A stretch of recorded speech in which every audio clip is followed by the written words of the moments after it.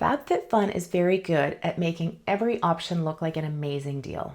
But after several years of boxes, I've learned that the product with the highest retail value is not necessarily the product with the highest value in my life. For fall 2026, I'm trying to build one intentional box. Enough fun that it still feels like a treat, but enough practicality that I will genuinely use what I chose. And no product that ends up living in a cupboard because I love the photograph more than I love the product. So join me as I go through all 6 customization categories and share my current first choice early picks, what is tempting me, and what I'm probably going to skip. I'm using 4 questions. Will I use it soon? Does it replace something or simply add another possession? Do I already own something similar? And would I spend actual money on it? Joy still gets a vote, but I just want the joy to last longer than customization day. These are my early picks, not my final box. So let's see whether I can choose from my real life without removing all the fun. Category 1. Category 1 is probably the most dangerous category for me because it contains several products with high claimed values and several products that are very easy to imagine becoming part of a more glamorous version of my life. First is the perfume, the Melon and Goetz, I hope I said that right, the bergamot perfume, the product I'm most emotionally tempted by. However, it's described as a bright citrus-based fragrance intended for everyday wear. I really like the idea of having one fresh, sophisticated signature scent. There's also a dark rum. This is warmer, deeper, and more adventurous. But perfume is difficult because you can't determine from a description whether it'll smell wonderful on your skin, as we know fragrances are different on everyone, or whether it will just sit in the cupboard looking expensive. So my question is not, is a perfume with a claimed value of $105 a great deal? My question is, do I regularly wear fragrance and would I reach for this several times a week? My current decision is that the bergamot perfume is my most tempting joy pick, but I do not want to choose it completely blind. If I cannot smell it before customization and genuinely love it, it could be my category 1 choice. If I cannot, it becomes much riskier. The walled French press looks beautiful, but it's not something that I would personally use on a regular basis. I'm really leaning towards the Molly and Lily faux suede tote. I'm also a complete sucker for tote bags. This one looks attractive. The brown feels appropriate for fall. I love that it comes with a zipper. That is a must for my totes. And it has interior organization. But I also know myself and I tend to prefer real leather bags. I find them to be more durable long term. So while I love tote bags, it's not the same as I need another tote bag. This is precisely the kind of product I could choose because I love the photograph and then continue using one of the bags I already own and could find this sitting in my closet. So this is currently a tempting skip. So one other item that's really tempting for me is the serving bowl. Serving bowls are useful. I could see myself using it, but will this now just draw me into the whole tortoise shell set that's in other customization categories? So for category 1, there's a perfume that's still catching my interest and the serving bowl. So again, if I can smell the perfume, I wish I could, then that would probably be my pick. However, I think this one will likely be the serving bowl. Category 2 has a much clearer leader for me. The Salt and Stone body wash. The Salt and Stone body wash in bergamot and hinoki is currently my first choice. This is the kind of product that can fit directly into my existing routine. I already use shower gel and body wash. It doesn't require me to purchase another accessory or create a special routine or find additional storage. It also connects nicely with the deodorant in category 4, which I mentioned in a previous video. So I could create a small coordinated body care experience rather than bringing 6 unrelated scents into the house. This is what I mean by a practical joy pick. Now the R&Co shampoo and conditioner are also a good backup option. It also replaces products everyone eventually needs, and the set appears to be a substantial choice.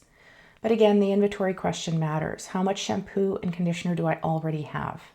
If there are multiple unopened bottles waiting, this is not a replacement, it's stockpiling. Now I mentioned the serving bowl in customization 1. These cups are beautiful, and this is where FabFitFun becomes clever because we pick the serving bowl in category 1, the cups in category 2, and category 3 has the oil cruet. So you could build a coordinated collection across the entire box, which I think is wonderful, but that also means one cute cup can quietly turn into 3 category choices. The cups come as a pair, and I immediately found myself thinking, would I want to buy another pair for a set of 4? So this is important information. I am aiming for a calmer and more unified aesthetic in my home, so I do not want 15 small sets of 2 glasses that do not relate with each other. So I like them, but I do not think at this point that they are my best choice. The cloud pants look extremely comfortable, but I already have learned that clothing chosen for my customization can really be difficult for me. Length, fit, proportion, fabric, and sizing are harder to predict online, and I have previously donated an oversized outfit that did not work for me. So for that reason, I'll be skipping over this pick. So my category 2 pick currently, or customization 2 pick, will be the body wash. So category 3 may contain the most practical choice in the entire box for me, the Trina Turk umbrella. I do not currently have a good umbrella. I actually mentioned this to someone the other day. This immediately places this ahead of many products I find attractive but already own in another form. I like the brown and cream stripe. It's classic.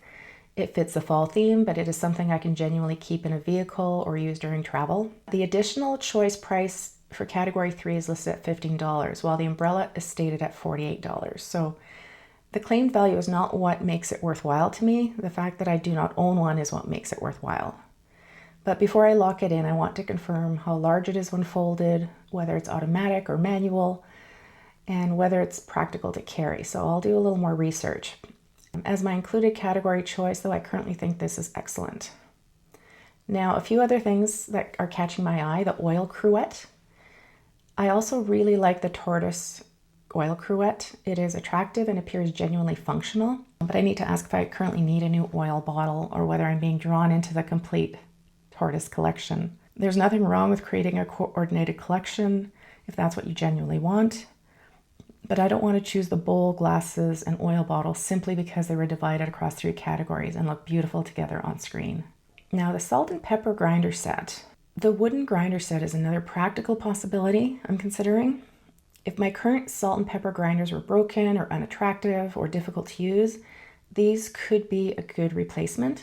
If my current set works perfectly well, then they're simply another attractive set of grinders. So currently, my category 3 choice will be the umbrella. Customization 4. So this one's a relatively easy one for me. And I'm leaning strongly toward the Salt and Stone deodorant in bergamot and hinoki. It matches the body wash I'm considering. It is a consumable product and it replaces something I already use. The saffron and cedar, it sounds warmer and may feel more traditionally autumnal, but I am leaning toward the bergamot and hinoki. It is also an aluminum-free deodorant formula, and that is something that I often look for. A replacement product is valuable only when it actually performs the job. Now, a few other items in this customization that caught my eye. I love the Voluspa brand. The room sprays look beautiful. There's Forbidden Fig as a scent and Baltic Amber. I'm familiar with this brand, but I already own candles, home fragrance products, and other ways to scent my home. So while this is a perfect example of something that is useful in theory, while still adding to a category, I do not need to expand. Now, being very fitness focused, I love the idea of resistance bands. This set could be useful for someone who is beginning a home exercise routine or needs a compact travel set. But if you already own resistance bands like I do, choosing a prettier set does not necessarily create more consistent exercise habits. So my choice for category 4 at this present time will likely be the deodorant. Customization 5. So this is a spot where I'm deliberately giving joy a little more room. I've wanted to try these Summer Fridays blushes for a while. I have not purchased them yet, but I like the idea of adding one makeup product that feels fun, easy, and genuinely usable. So the Summer Fridays Blush Butter Balm is described as a sheer buildable cream blush that can be applied with fingers, a sponge, or a brush. So these could be great for travel for an upcoming trip. There's 4 shades, soft strawberry, toasted terracotta, sweet rose, and dusty rose. So sweet rose is my first instinct. It seems to have enough depth without being extremely bright. Dusty rose would be my backup if I want something softer and more muted. Toasted terracotta might create a warmer autumn look, but I'm currently being drawn to the rose shades. So the important rule here is I'm choosing one blush. I do not need two because I cannot decide, so I will decide on one. And before customization, I will look at the blushes I already own. If I already have multiple similar cream products, the practical alternative would be something such as these Bliss laundry bags. But today my category 5 is joy, so very likely I'm leaning towards one of the blushes, likely in Sweet Rose. Now customization 6. Customization 6 has another product that feels like a sensible balance between useful and enjoyment. I like the idea of the Summer Fridays lip oil, but I have quite a number of lip oils and glosses that I'm trying to use up, so while it's very tempting, I think I'll skip these. And the one that caught my eye is currently the Osea body butter. It's the Undaria algae body butter. This could replace an ordinary body lotion and become part of a routine I already have. And it sounds like this also feels more luxurious than something I would necessarily purchase at full price, which is one of the enjoyable advantages of a subscription box. However, my same inventory rule applies. If I already have 4 unopened body creams, this is not a replacement, it's just another jar. One other tempting item is the Super Goop. I have not tried these. I like that the sunscreen is there, so that's a useful everyday product, but it's luminous and tinted, so shade and finish matter. I would need to check whether I want a pearlescent sunscreen, so that's why I would hesitate here. So at this point, customization 6, the Osea body butter is the leader. So as of today, my strongest fall 2026 contenders are the Malin & Goetz Bergamot perfume, although choosing a fragrance without smelling it still has a risk. The Salt & Stone Bergamot and Hinoki body wash, the Trina Turk umbrella, the matching Salt & Stone deodorant, the Summer Fridays blush in Sweet Rose, and the Osea Undaria algae body butter. So looking at that list, I already see the pattern. Beauty and body care are winning. So before customization opens, my next step is not more browsing. It is an honest cupboard audit. Body wash, deodorant, body butter, perfume, and skincare are only practical choices if I do not already have months of products waiting to be used. These are my early choices, and I may absolutely change my mind. When customization opens, I'll show you what I actually selected, what changed, and whether I managed to stick to my goal of one joyful, intentional box without creating more clutter. Tell me in the comments what is your first choice in each category, and which product do you know you probably do not need but you still really want. I'll link my recent video about whether FabFitFun is still worth renewing. And in my next FabFitFun video, I'm showing you the real evidence, what I'm genuinely still using from past boxes, what was simply fine, and what I regret choosing. Because the real value of a product is not what it says on the customization screen, it is whether you're still happy to own it after the excitement wears off.